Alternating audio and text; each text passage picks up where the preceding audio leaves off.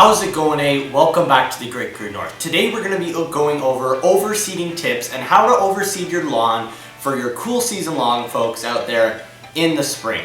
I'm going to suggest what I think you guys should do, and I'm going to also be answering one of the questions that I received from one of you out there about how to overseed your lawn and if it is still too early. So without further ado, let's get into the video. Okay, so I got a comment from one of you out there, and this is the thing I'm going to start doing. I'm going to start featuring some of your comments as I get more and more comments as this channel starts to grow. So if you want your comment featured in a video, go ahead and ask me any questions. You know, I received tons of questions on my last video, tons of great feedback, and it allows me to know what videos you guys want me to make to educate you guys about lawn work, what questions you guys have, and what questions you may have for the future. So go ahead, feel free to ask me any questions about lawn care down in the comments, and I will be very open in answering them. I've answered many people's questions before, long format answers, and if you say that you want me to answer in a video, then just add that in the comment and I will answer it in a video if this is the preferred format for you. So I got a question from one of you that says, I bumped into your channel via exploring the lawn care now.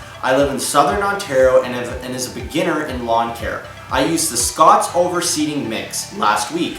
Did I start too early? It snowed lightly yesterday. Do I skip watering for a few weeks and let the seeds remain dormant? What do I do? Well, I'm going to come in here and answer some of the basic overseeding tips, and I'm going to essentially answer that question fully in this video. But without further ado, let's get talking about what overseeding is. So the Lawn Care Nut coined this phrase called an old school lawn. And basically what it is it's a lawn that was seeded 20, 30, maybe even 40, 50, 60 years ago with grass seed. And those cultivars of grass barely even exist anymore with the mutations that we've seen in grass or the genetically modified that we've made grass into to make it a more adaptive plant to be able to grow more readily in more environments with less water, less fertilizer, less mowing, different things like that. This is seen a lot in the south with the Scott's Pro Vista St. Augustine, for example. St. Augustine is already a genetically modified grass. You can't even grow it from grass seed. You grow it from its old stolons. But the Pro Vista St. Augustine grass, they have made that glyphosate tolerant, which means that you can apply Roundup to kill weeds on that grass and it will be tolerant to it. It not won't kill it, but it'll be tolerant to a certain extent. So because you have these old school lawns with these old grass cultivars, and grass doesn't live forever, summers come, winters come, it gets through different stress seasons and the grass starts to die off. So once your grass starts to die off, you have to apply what is called overseeding. So I'm going to be talking about this term overseeding many times. So all overseeding means is you're just going to take a seed and you're going to throw her down all over the lawn. You're going to overseed on top of your previous grass to try to add in some new, maybe some more healthy grass cultivars into that lawn to help maybe reestablish or restore the lawn to maybe what it once was when it was originally seeded. So when you put down grass seed, you're trying to get it to grow. And what most people don't know is the average grass seed takes about 14 days before it germinates. So this is 14 days, it's just sitting on the ground doing nothing. You're not going to see anything. Once it germinates, you'll start to see those little green grasses coming up. They kind of look like hairs. So then after it starts growing, it might take 2, almost 3 months before you actually start to see grass that looks fully established and that is fully established and can handle a season of stress, therefore summer or winter. So because of this time that it takes for the grass to grow, people obviously ask the question. They throw down their grass seed when it's a sunny, beautiful day. They think spring is here, and then, oh my God, it just snowed. Oh my God, it snowed again. Oh my God, it's freezing outside. What have I done? I just wasted my grass seed. And I know this feeling. I have had this feeling before in my lawn. When I first started out, I tried to overseed in the spring, and eventually I just gave up because the spring is so unpredictable. You think the weather's going one way, and then all of a sudden it bounces back the other way before it finally flattens out. This is why I discourage overseeding in the spring, and I tell you guys to do a fall renovation. But I know that most of you are planning on overseeding in the spring. So I'm going to tell you when to overseed in the spring. Simple, laid out right here. Number 1, grass grows best between the temperature readings of 8 and 20 degrees Celsius. So you want to make sure that when you're applying your grass seed, overnight temps don't drop below 8 degrees Celsius, or else you're seeding too early. And you're going to risk the fact that some of that grass might not grow, or all of your grass will not grow. Number 2, that growth period, that 14-day period before it takes for Kentucky bluegrass and different types of grasses to grow, you need to water every single day. You need to keep that seed wet. Anytime you walk in the lawn for 14 days, that seed, that soil has to be wet. This is how you're gonna get your seed to grow.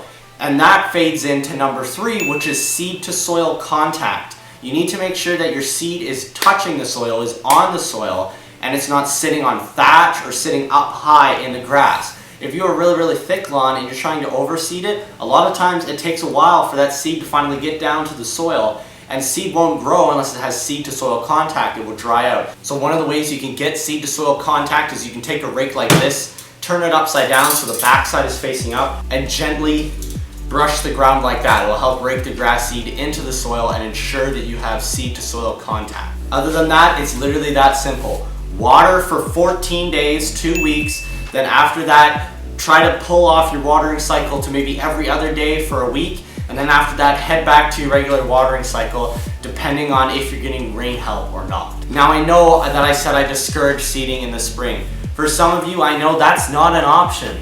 Some of you don't even have a lawn yet. You've renovated your house recently, your lawn is completely dead, and you need to seed in the spring.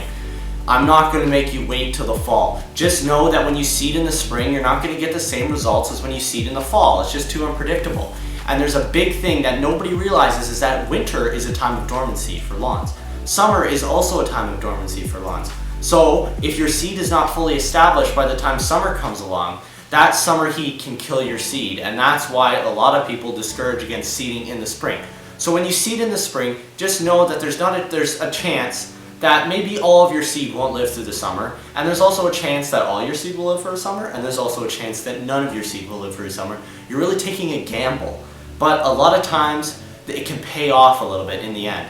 So when you start your fall renovation, you at least have a little bit of a start on your seed, at least have a little bit of new cultivars in there, and it will help you get into the season a little bit better with fertilizing, and you can help it thicken up as fast as possible. So to answer my friend here, yes, you did seed too early. It is too early right now, and it did snow, but don't worry. Snow is just powdered rain, as I've talked about before. Snow is just powdered rain. So all you have to do is just hold back from the watering for a little bit. We're supposed to get tons of rain help this week in Southern Ontario. So once the weather starts to kick in, once you notice things are starting to heat up, we're starting to get close to those temperatures, then you can head back in with the rain help. So once you notice you're starting to get in that window between 8 to 10 degrees, if it's been 2-3 weeks and you're still not in that window, it's too bad. You're just gonna go have to water it anyways. But just know that it's not going to grow as well as if you maybe put it down later in the year. But that's okay. All this is about is learning. All lawn is about is learning. You need to learn how to get your lawn. You make mistakes, you learn not to do it next year. So I'm going to say right now, if your guys' lawn is less than 30% grass, go ahead and seed in the spring.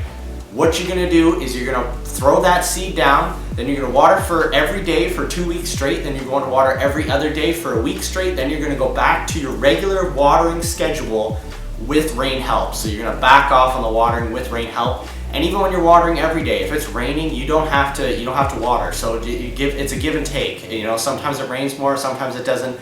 It just depends on the season. Other than that, you're going to push your lawn with fertilizer. You're going to fertilize all throughout the year, and you're going to cut twice a week. I promise it will pay off, and when the fall, you'll be wondering, why was I even thinking about seeding this spring?